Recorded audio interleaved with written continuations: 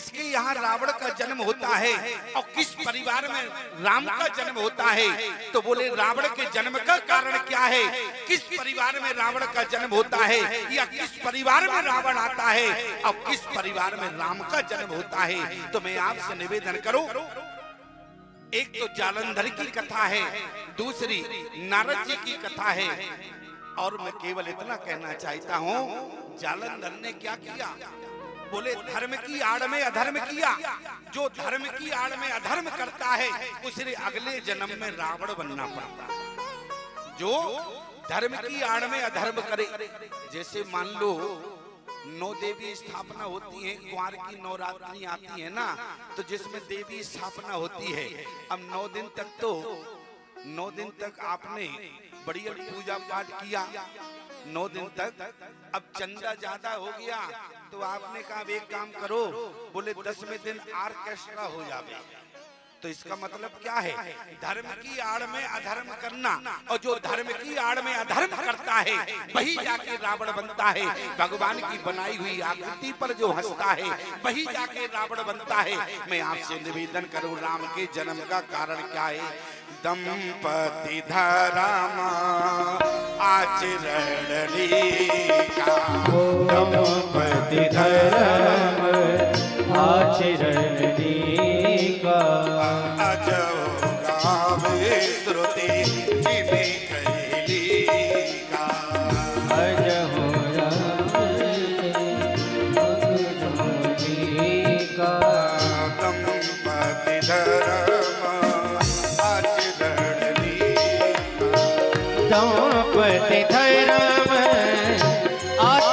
Leica, दंपति धर्म आचरण लीका, दंपति आचरण रेखा, दंपति धर्म आचरण लीका, दंपति धर्म आचरण देखा,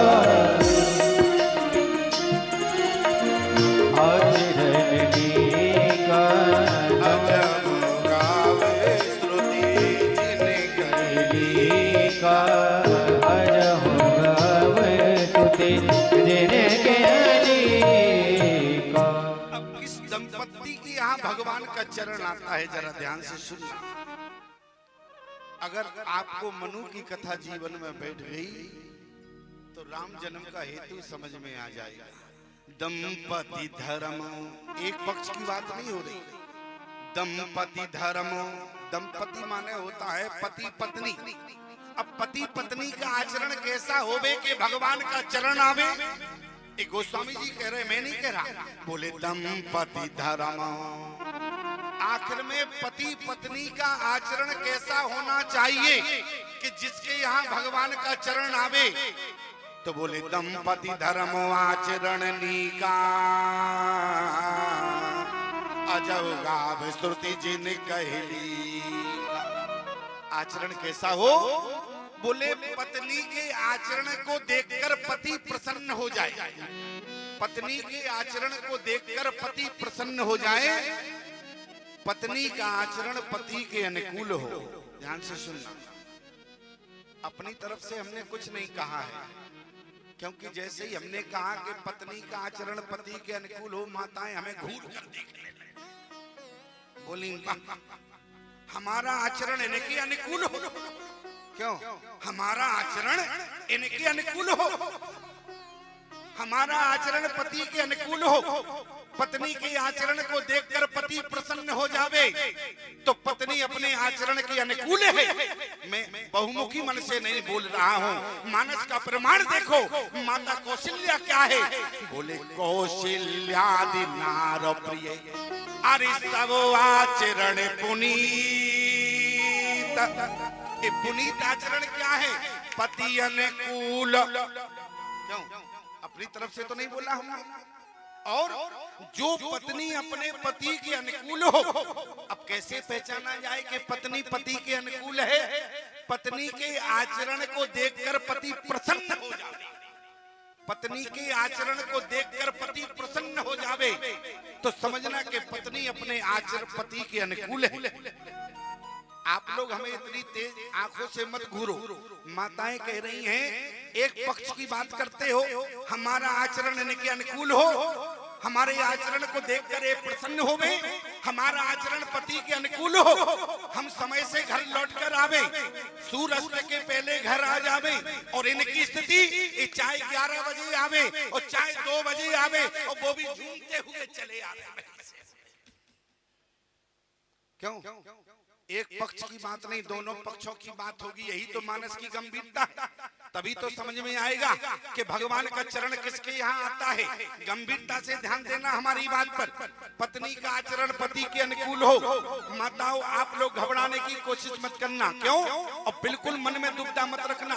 हम दोनों पक्षों की बात रखेंगे। गोस्वामी जी निवेदन कर रहे हैं, बोले दंपति धर्मा, दंपति धर्मा आचरण नीका ओ अजहुगा श्रुति जिन कहली का। पत्नी अपने पति के अनुकूल हो, आपके लिए सुरक्षा दी जाती है। क्यों? आप भारतीय सनातन धर्म की नारी को साथ सुरक्षा देते हैं, स्वतंत्रता नहीं देते हैं। ईमानदारी से बताओ, आपको पूरे जीवन में कभी स्वतंत्रता मिली है क्या? जब आप कुंवारी रही तो पिता के संरक्षण में रही, और जब आप नारी बनी तो पति का संरक्षण मिला, और जब मातारी बनी तो पति और पुत्र दोनों का संरक्षण मिला। इसलिए आपको स्वतंत्रता नहीं है। आप कहें ऐसा कारण क्या है? अरे कौन जानता है, भारतीय सनातन धर्म की नारी के गर्भ में दादू कबीर जैसे संत सो रहे हो। अरे कौन जानता है, भारत की नारी के गर्भ में छत्रपति शिवाजी हो। और इनकी कीमत जानना चाहती हो माताओं? ऐसे समझो जैसे एक किराने की दुकान होती है, और जिस समय किराना स्टोर जब खुलता है तो काजू बादाम के डिब्बे बाहर रख देता है, और जब रात्रि में दुकान बंद करता है तो अंदर रख देता है। यही करता है कि नहीं करता है? और जब दुकानदार दुकान खोलता है तो काजू बादाम के जो डिब्बे हैं वो बाहर रख देता है, और जब दुकान बंद करता है तो काजू बादाम के डिब्बे अंदर रख देता है। कहने का मतलब हमारा सिर्फ इतना है, लेकिन नमक के बोरे आज तक किसी दुकानदार ने अंदर नहीं रखे। क्यों? किसी ने रखे क्या? और ये तो ऐसे समझो माताओं, ये तो नमक के बोरे है, कौन माई के लाल इनको ले जाने वाला है? अरे समाज में कीमत है तो तुम्हारी है, इसलिए आपको संरक्षण दिया जाता है, इनको कोई संरक्षण नहीं है। इसलिए निवेदन क्या है? दंपति धर्मा। और मैं एक बात कहना चाहता हूँ, जब बहुत से लोग इस पर तर्क करते हैं, जब हम पीने का विरोध करते हैं, अरे पीना है तो कम से कम भगवत रस पियो।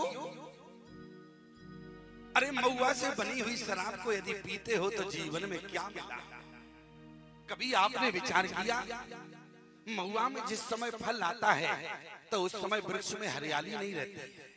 माताएं कह रही हमें नहीं, इन्हें समझाओ, इनको माताएं कह रही इन्हें समझाओ, इन्हें।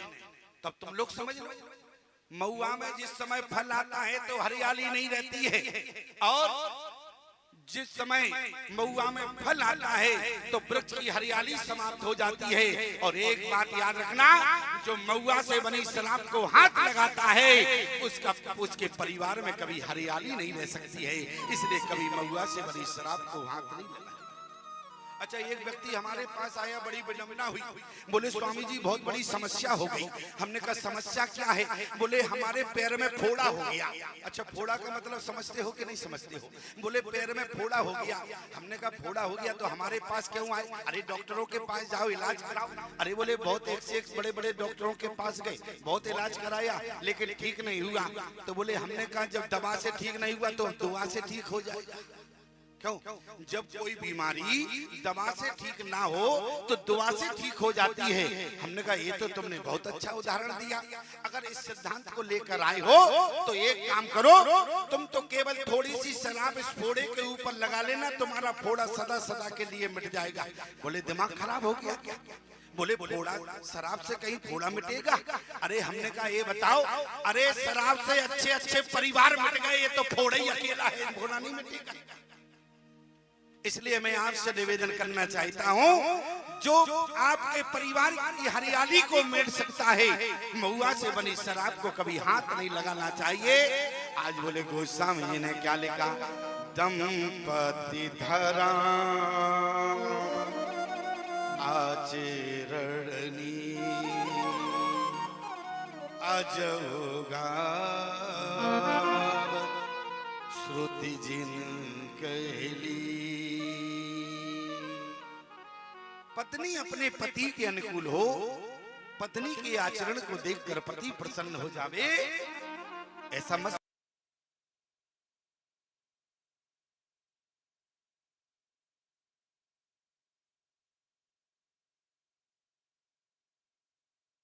कौशल्यादि नार प्रिय सब आचरण पुनी पति अनुकूल प्रेम दृढ़ हरिपद कमल बिनी।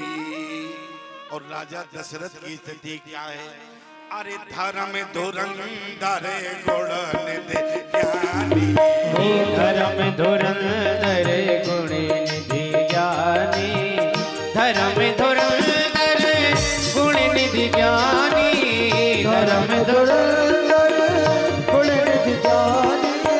हृदय भगति मति सारंग पानी, हृदय भगति मति सारंग पानी, हृदय भगति मति सारंग पानी। राजा दशरथ में विशेषता क्या है, बोले धर्म धुरंधर गुण निधि ज्ञानी और हृदय भगति मति सारंग पानी। ज्ञान वैराग और भक्ति तीनों आज दशरथ के अंदर है, और जिसके अंदर तीनों ही उसी के यहाँ भगवान का चरण आता है। इसलिए दंपति धर्म वाचरणनी का वजह गाव श्रुति जीनी कैली। मनु का परिवार कैसा है, बोले स्वयंभू मनु अरसत रूपा चिन्हते भई नर श्रेष्ठी अनुपा। आज मैं आपसे निवेदन करूं, राम जी का चरित्र यहां से राम जन्म का हेतु मालूम चलता है। मनु जी ने जिस समय सृष्टि की उत्पत्ति की, उससे पूर्व मनु जी ने मनु स्मृति लिखा है। जैसे एक संविधान होता है, जैसे अपने सरकार भारत सरकार के यहाँ एक संविधान के अनुसार ही सरकार चलती है, उसी प्रकार से इस शरीर को चलाने के लिए मनु स्मृति है। और जो मनु स्मृति के अनुसार चलेगा, जो मनु स्मृति के अनुसार चलेगा, इसी को प्यारे राम जी का चरित्र कहते हैं। राम जी ने जो मनु स्मृति में लिखा है, वो राम जी ने करके दिखाया है। हम तो केवल प्रवचन के द्वारा आपको बताते हैं मनु स्मृति में क्या लिखा है, लेकिन राम जी ने चरित्र के द्वारा बताया है। और जिसके जीवन में अगर राम चरित्र बैठ जाए तो समझ लो कि पूरा मनु स्मृति उसके अंदर बैठ गया। मनु स्मृति पढ़ने की आवश्यकता नहीं है, तुम तो केवल में राम जीवन में राम के चरित्र को उतार लेना, तो तुमने पूरा मनु स्मृति को समझ लिया। आज बोले स्वयंभू मनु अरे सतरूपा चिन्हते भई नर श्रेष्ठी अनुपा। आज मनु का परिवार कैसा है, आपने भागवत में श्रवण किया होगा। निर्पुतान पाद सुते तासो गर्भ हरि भगत बये सुते जासो। और प्रियव्रत ऐसे उनके निर्पुतान प्रियव्रत जैसे बेटा हैं, इतनी सुंदर बेटियां हैं जिन्होंने कपिल भगवान को अपने गर्भ में रखा है। क्या साधारण परिवार है, लेकिन एक दिन क्या हुआ, बोले हो ये ना विषय बेरा।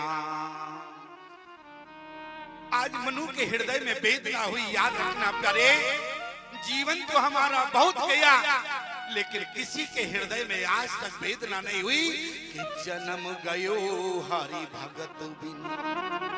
आज हम राम को पाने की कामना करते हैं और पूरा जीवन हमारा परिवार में फंसा रहा। एक बात ध्यान रखना, मनु का परिवार कैसा है, लेकिन मनु ने अपने परिवार को त्याग कर आज मनु ने यही विचार किया, जब तक इस परिवार में फंसे रहेंगे तब तक हमें भगवान की प्राप्ति नहीं होगी। इसलिए होए न विषय विराम भवन बसते वा चौथे पन हृदय बहुत दुखला और जन्म गयो हरि भगति बिन। आज चौथा पल लग गया, मनु को लगा हमारा जीवन बेकार चला गया। आज हमारा जीवन बेकार चला गया, भगवान की बिना भक्ति के हमारा जीवन बेकार गया। आज मनु एकांत में रो रहे थे, शत्रुपा पत्नी दौड़ कर गई, बोली नाथ रोने का कारण क्या है? बोले जन्म गयो भरी हरि भगति में। क्या हुआ? बोले बहुत गई थोड़ी रही, अरे थोड़ी भी अब जान। हमारा जीवन व्यर्थ चला गया है। आज मनु को इस बात की वेदना है।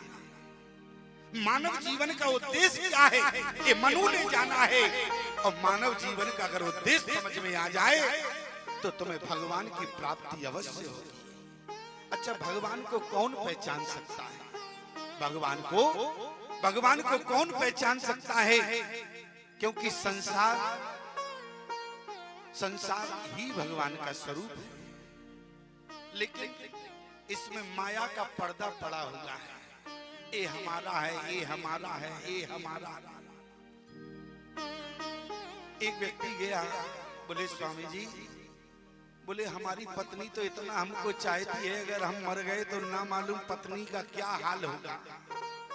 महात्मा ने कहा देखो ये तो सब झूठी बातें हैं, पत्नी इतनी किसी को नहीं चाहती है, जब तक चाहती है जब तक 1 तारीख का इंतजार करती है। सुन लिया? इसलिए पत्नी इतनी किसी को नहीं चाहती है, ये सब फिजूल की बातें हमसे मत किया करो। अरे बोले महात्मा जी तुम क्या जानो, तुम्हारा परिवार होता तो तुम जानते। मेरा परिवार, मेरी पत्नी हमारे बिन एक पल नहीं रह सकती, और कहीं मैं मर गया तो मेरी पत्नी की क्या स्थिति होगी। महात्मा ने कहा इतनी सी बात है तो अब एक काम करो, हम तुम्हें एक उपाय बताते हैं, तुम मरने का नाटक करना अपने घर में जा। और जैसे ही महात्मा ने बताया था वैसे ही किया। बोले सांस बाद में रोकना, पैरे अपने हाथ पैर फैला ले। और जैसे ही हाथ पैर फैला लिए उसने और सांस को रोक लिया। बच्चों ने देखा, जैसे ही सबने देखा, बोले ये तो चले गए। अब रोआगाई शुरू हो गई, रोने लगी। अब पत्नी ने रोना शुरू किया, बोले देखो हमने कहा था संत जी से हमारी पत्नी हमारे बिना, कितना बुरा हाल है, लेकिन महात्मा ने कहा उठना नहीं, एक समय सीमा बताई। स्थिति क्या हुई? अब उसको जैसे ही घर से बाहर निकालने लगे अंतिम संस्कार के लिए, तो जैसे ही देखा कि हाथ पैर तो ऐसे फैले हुए थे, अब दरवाजे में से कैसे निकले? क्यों दरवाजे में से कैसे निकले? उसी समय कहा कि दरवाजा तोड़ना पड़ेगा। पत्नी बोली दरवाजा मत तोड़ो, अब ये तो चले ही गए, अब इनके हाथ पैर ही काट।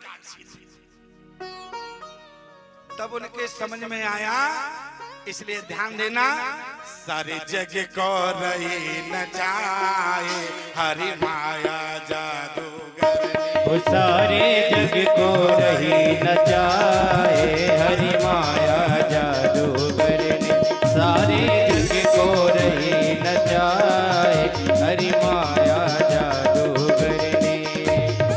माया जादूगर ने, हरि माया जादूगर ने। माया जादूगर ने, हरि माया जादूगर ने। सारे ओ सारे जग को रही न जाए हरि माया जादूगर ने। सारे जग को रही न जाए हरि माया जादूगर ने।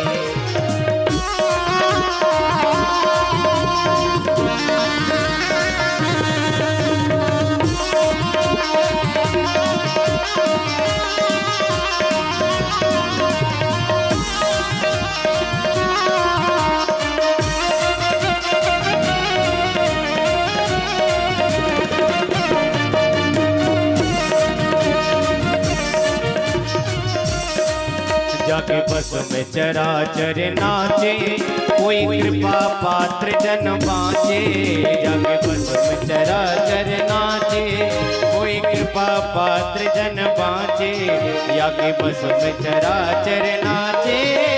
कृपा पात्र जन बाँचे, देहि सद्गुरु, देहि सद्गुरु, देहि सद्गुरु तोहे बचाए। हरि माया जादू करनी, सारे जग को रही नचाए। हरि माया जादू करनी।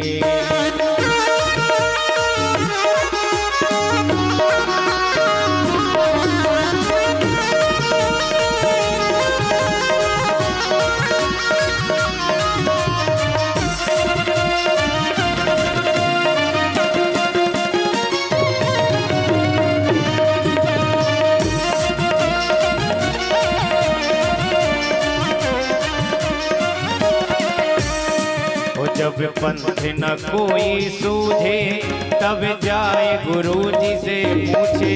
जब पंथ न कोई सूझे, जब पंथ न कोई सूझे, तब जाए गुरु जी से पूछे। जब पंथ न कोई हो, जब पंथ न कोई सूझे, तब जाए गुरु जी से पूछे। जब पंथ न कोई ओ बचबे को, बचबे को, बचबे को कौन उपाय। हरि माया जादू करनी, बचबे को कौन उपाय। हरि माया जादू करनी, हरि माया जादू करनी, हरि माया जादू करनी, माया जादू। ओ सारे जग को, हाँ सारे जग को, सारे जग को रही नचाए। हरि माया जादू करनी, सारे जग को रही नचाए। हरि माया जादू करनी।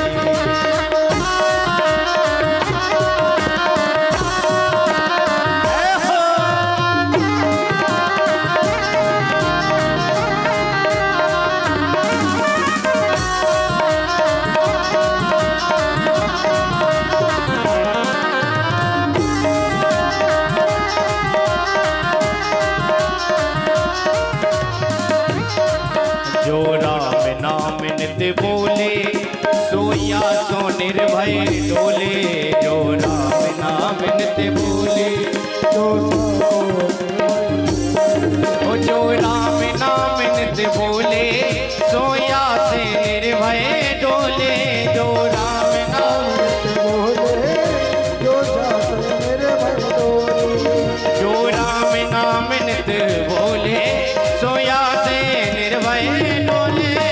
राम नाम ओ दई सद्गुरु, दई सद्गुरु, दई सद्गुरु कहने बताए। हरि माया जादू करनी, सद्गुरु कहने बताए। ओ सारे जग को रही नचाए। हरि माया जादू करनी, सारे जग को रही नचाए। हरि माया जादू करनी, माया जादू करनी,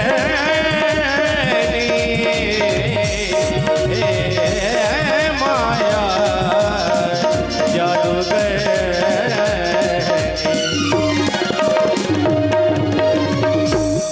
अगर माया का पर्दा हट जाए तो हम तत्व को तुरंत पहचान लें। आज मनु का चौथा पल लग गया, हृदय में वेदना हुई कि जन्म गयु हरि भगत बिन। मनु जी एकांत में रो रहे थे। शत्रुपा जी ने पूछा रोने का कारण क्या है? बोले हमारा जीवन तो पूरा व्यर्थ चला गया। संसार में परिवार को पालन पोषण में हमारा जीवन चला गया। जन्म गयु हरि भगत बिन। शत्रुपा जी ने कहा रोने का अवस्था नहीं है, जब जागे तभी सवेरा। नाथ एक काम करो, अगर तुम्हें हृदय में ज्ञात हुआ है कि हमारा जीवन भगवान के भजन के बिना जा रहा है, तो अब भजन करना प्रारंभ कर दो। मनु जी ने कहा भजन ऐसे नहीं होगा। बोले फिर? बोले जंगल में जाएंगे। शत्रुपा जी ने कहा जंगल में जाओगे और वो भी लेकिन राज्य देकर जाएंगे, ऐसे नहीं जाएंगे। अगर राज्य बिना दिए चले गए तो राज्य दिमाग में खटकता रहेगा। तो कहा कि राज्य किसे देना चाहिए? जो राज्य का अधिकारी हो। राज्य का अधिकारी कौन होता है? बड़ा पुत्र राज्य का अधिकारी होता है। शत्रुपा जी दौड़ कर गई, बड़े बेटे को बुलाकर लाई, बड़े बेटे से कहा राज्य ले लो। बड़े बेटे ने कहा पिताजी जब तक आप जिंदा हैं तब तक हम राज्य नहीं लेंगे। ये अनुकूलता है। अच्छा, पत्नी ही अनुकूल नहीं है, हम अनुकूल संतान की कामना करते हैं। ध्यान देना हमारी बात। आज शत्रुपा जी अनुकूल है, संतान भी अनुकूल है। आज बेटे ने कहा कि पिताजी मैं राज्य को स्वीकार नहीं कर सकता। पिता जब तक जीवित होता है, घर में जब तक मुखिया है, मालिक वही रहेगा। पिता के जीते जी संतान मालिक नहीं रह सकती। इस संस्कारी बेटे का उत्तर है। और ठीक मनु की तरह एक राजा है सत्यकेत। ध्यान से सुन। मनु ने एकांत में रोना प्रारंभ किया तो सत्यकेत भी एकांत में रो रहा था। पत्नी दौड़ कर गई, बात क्या है, क्यों रो रहे हो? मनु की तरह कहा कि हमारा जीवन भजन के बिना बेकार जा रहा। पत्नी बोली दिमाग खराब हो गया, जाके भजन क्यों नहीं करते हो? देखो भाषा में ही अंतर हो गया। पत्नी बोली जाओ भजन करो, यहाँ कोने में खड़े होकर रोने की आवश्यकता है क्या? सत्यकेत ने ठीक मनु की तरह कहा कि राज्य हम बेटे को देना चाहते हैं। पत्नी दौड़कर गई, बेटे को बुलाकर लाई, बेटे से कहा बेटा राज्य ले लो। बेटे ने कहा हमने पिताजी मना कब किया है, लाओ राज्य, हम तो बैठे इसीलिए। क्यों? मनु के बेटा राज्य लेना नहीं चाहते और सत्यकेत का बेटा राज्य लेना चाहता है। आप कहो प्रमाण क्या है? आप मानस को गंभीरता से पढ़ना। मनु ने राज्य दिया है, बेटा लेना नहीं चाहता, इसलिए बरबस शब्द आया है। बरबस माने होता है जबरदस्ती। और सत्यकेत ने राज्य दिया तो वहां जबरदस्ती नहीं लिखा है। आप कहे प्रमाण क्या है? बरबस राज अरे सुते तब दीना, नारी समेत गबन बन की। और देखो जिस समय सत्यकेत ने राज दिया तो जेठे सुते राज तब दीना, हरियत आप गबन बन कीना। अंतर हो गया। मनु ने राज दिया, बेटा लेना नहीं चाहिए। और सत्यकेत ने राज दिया, बेटा ने कहा पिताजी मना कब किया? इसका मतलब बेटा चाहता है कब पिताजी हमें राज देवे और हम छक्का पंजा करके सब मिटाते। यही तो मतलब हुआ इसका। जेठे सुते। और अंतर देखो, अनुकूलता क्या है? मनु ने अपनी पत्नी से नहीं कहा कि मैं भजन करने जा रहा हूं, तुम हमारे साथ चलोगी। आप चाहे मनु स्मृति पढ़ना, चाहे कोई भी पुराण पढ़ना, किसी में प्रमाण नहीं मिलेगा कि मनु ने अपनी पत्नी से कहा। लेकिन पत्नी बोली जब जीवन साथ साथ है, जब आप जाएंगे तो मैं भी आपके साथ चलूंगी। और सत्यकेत की पत्नी अपने बच्चों के साथ राज भोगती रही। कहने का मतलब सिर्फ हमारा इतना है। एक बात जरा ध्यान से सुनना। जिस समय राम जी माँ कौशल्या के पास गए, राम जी ने कहा कि मैया मैं 14 वर्ष के लिए बन जा रहा हूँ, ईमानदारी से बताओ। माँ कौशल्या यदि चाहती तो राम जी के साथ भी जा सकती थी, लेकिन माँ कौशल्या ने अपनी ममता का त्याग कर दिया, लेकिन अपने पति का त्याग नहीं किया। क्यों? पत्नी का धर्म होता है। और मैं एक बात आपसे निवेदन करूं, आज पत्नी का धर्म क्या है? पत्नी का धर्म वही है, अपनी संतान के साथ राज भोगना नहीं है। पति जिस स्थिति में हो पत्नी के साथ जीवन व्यतीत करना, यही पत्नी का धर्म हुआ करता है।